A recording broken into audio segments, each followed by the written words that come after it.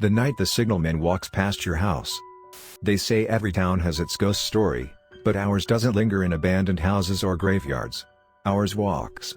On certain nights, when the fog thickens low over the tracks and the old signals blink in a rhythm no train should answer to, the signalman makes his way past the edge of town. I first heard the stories from the older railway workers, men whose hands were cracked with grease and coal dust, who swore under their breath that the figure wasn't a trick of the fog.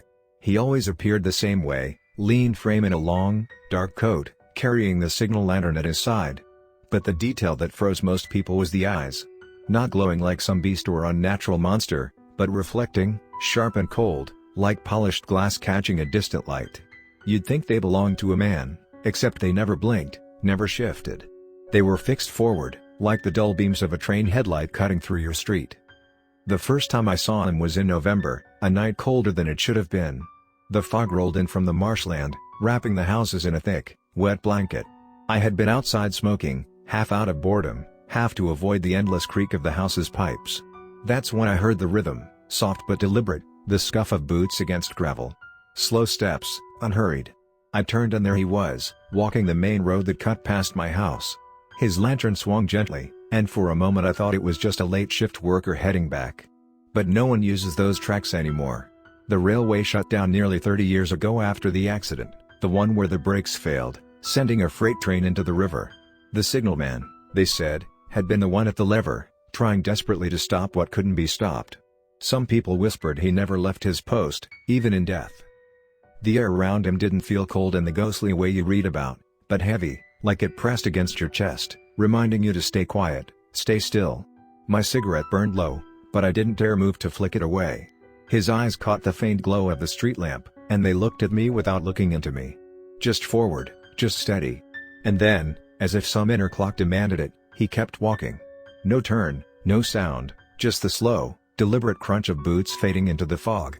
I watched until the darkness swallowed the faint sway of his lantern, my chest finally unlocking from its frozen grip.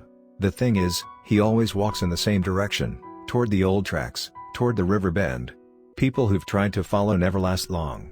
They claim the ground feels wrong, the distance stretching further than it should, the air growing thicker with every step. One man said he reached the trestle bridge and found the lantern set on the railing, still glowing, though no one held it. He swore he heard the sound of a train that couldn't exist, the rattle of metal on tracks that had been torn up years ago. No one's seen him twice. Not the same person, at least. That's the unspoken rule, the signalman passes your house only once. If you see him, you know it's your turn. Not for death, not immediately, but for a quiet, haunting claim you can't shake. You'll hear the echo of those boots in your dreams, smell the acrid smoke of coal and rust, feel the faint vibration under your floorboards as though a train is passing beneath your house. I don't smoke outside anymore. I close the curtains tight, though I know it won't matter. The sound still comes back on fog-heavy nights, the boots, the lantern, the steady march of someone who should have been buried with the wreck. And I know, sooner or later, the signalman isn't just going to walk past my house.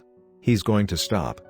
It happened first a week later, after I convinced myself I'd imagined the whole thing. The night was swollen with fog so thick I could barely see the street light bleeding through my curtains. I just laid down when I heard it again, faint, deliberate steps on the wet road. My heart tightened, every beat pounding like it wanted to burst out of my chest. I tried not to listen, but the rhythm of the boots seemed to sync with my pulse, each step heavier than the last. And then came something new, a pause. The sound stopped directly outside my house. For a long, breathless moment, silence hung over everything. Then came the slow drag of boots shifting in place, as if he were turning. I swear I heard the faint squeal of the lantern's metal handle as it swung. The signalman didn't move on for what felt like an eternity, and when he finally did, the relief was almost worse, the knowledge that he could stop, then he would stop, and maybe next time, he'd stay. The following nights became unbearable. Each time the fog rolled in, I heard him. The steps never faltered, always pacing the same measured route. Sometimes he stopped, sometimes not. Once, I woke to the sound of my front gate opening, a soft metallic drone, unmistakable. I lay frozen in bed, sweat trickling down my neck, and prayed to hear the gate close again. When it finally did, I nearly wept, though the boots carried on as if nothing had happened. But that night I realized he was no longer bound to the road. The signalman knew how to cross boundaries, slipping between what's his and what's mine. I started asking around the neighborhood, cautiously, never mentioning specifics. Old Mrs. Howarth across the street muttered something about the railway man when I asked if she ever heard noises at night. She wouldn't say more, but her eyes went glassy, and she refused to let me inside her house when the fog rolled in the next evening. Another neighbor, a younger guy, laughed off my questions, until I mentioned the boots. His smile faltered then, his face paling like I'd touched on something he was too afraid to admit. He said he kept a dog once, years back, that went wild barking at the empty street every foggy night, until it disappeared one morning without a trace. He moved away soon after. The thing is, it isn't just noise anymore. The first time I saw the lantern, it was nothing more than a faint flicker outside my window, bobbing in the fog. I told myself it was a trick of the streetlight, or a car passing, but no car makes a light that sways like it's being carried. Then, last night, I saw the shape.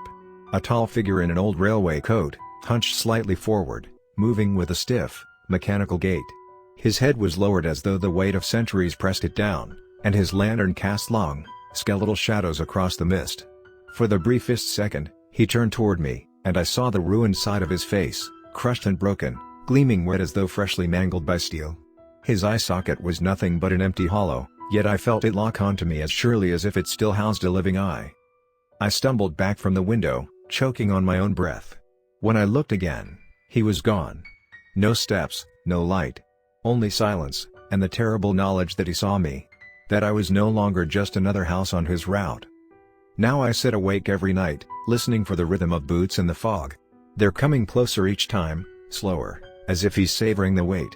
The curtains no longer feel like protection, and the locks on my doors mean nothing to someone who survived the rails only to walk forever. I know he's coming for me, and there's no bargain, no prayer, no escape. Because the signalman doesn't walk past forever. One night, he stops. And when he does, he'll want me to take his place. I don't know how long I'd been living in dread of that moment. Every night, like clockwork, I'd hear the distant hum of static, then the crunch of heavy boots against the gravel road. His lantern would swing into view, a pale, sickly yellow light swaying back and forth like the pendulum of a clock. Always the same pace, always the same rhythm, as if the universe itself had written his walk into its gears. And every time he passed, I held my breath, too afraid to move, too afraid to make a sound. The signalman never looked at me. He never looked at anyone. He just walked, endlessly, as if dragging the weight of something much heavier than his own body. But I knew. I knew one night he would stop. That night came with no warning. The air outside had been unusually heavy, the silence pressing against my window like a living thing. I lay there in bed, waiting for the sound I had come to dread and expect. It came, right on time, the boots, the static, the glow.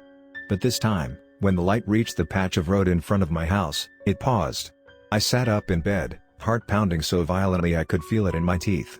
The lantern didn't sway. The steps didn't continue. The night, which usually bent around his rhythm, seemed to buckle. Then came the sound of breathing, labored, rattling, too close. I swore it was right outside my window. I wanted to shut my eyes, to convince myself I was dreaming.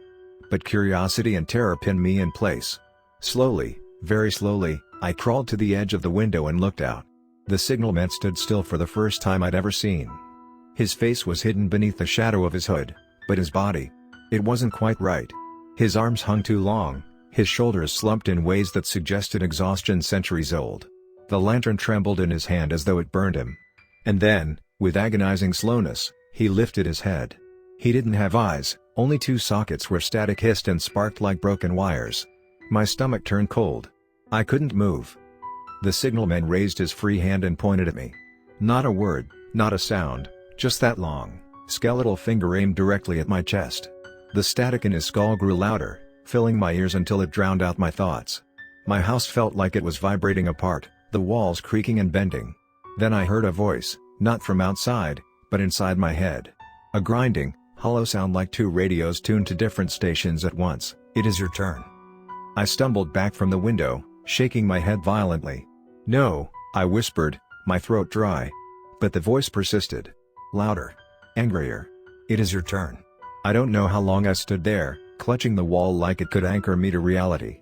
When I finally dared to glance back out the window, the signalman wasn't there anymore. The road was empty. The air was still. But the hum didn't leave. It stayed inside me. It hasn't stopped since. That was 3 nights ago. I haven't slept. I haven't eaten much. Every time I close my eyes, I see the hollow sockets sparking, the finger pointing, the lantern burning against a black sky. And worse, I've started hearing footsteps that aren't there. During the day, inside the house, in the hallway behind me. Heavy boots dragging across the floorboards, pacing endlessly, waiting for me to follow. I've caught myself standing by the door at night, hand hovering over the knob, as if something inside me is trying to obey. I don't remember walking there. I don't remember deciding. I just find myself on the verge of leaving, as though the signalman is pulling me with invisible strings. The world feels thinner now, fragile, like I could push my hand through the air and touch something beneath it. And sometimes, when I stare too long at the shadows, I see the faint outline of railway tracks etched into the dark, stretching forever in both directions. I think that's where he walks. I think that's where I'm supposed to walk too. Last night, I heard him inside the house.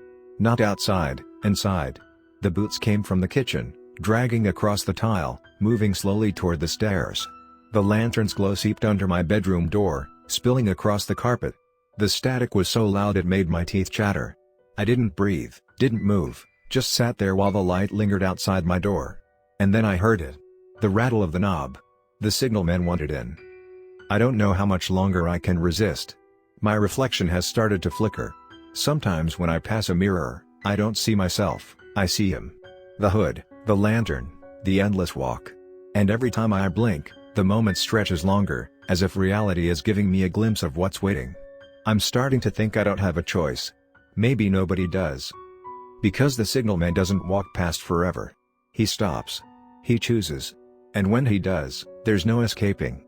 He walked past my house for months, maybe years, waiting patiently for me. Now he's waiting inside. And sooner than I want to admit. I'll have to pick up the lantern.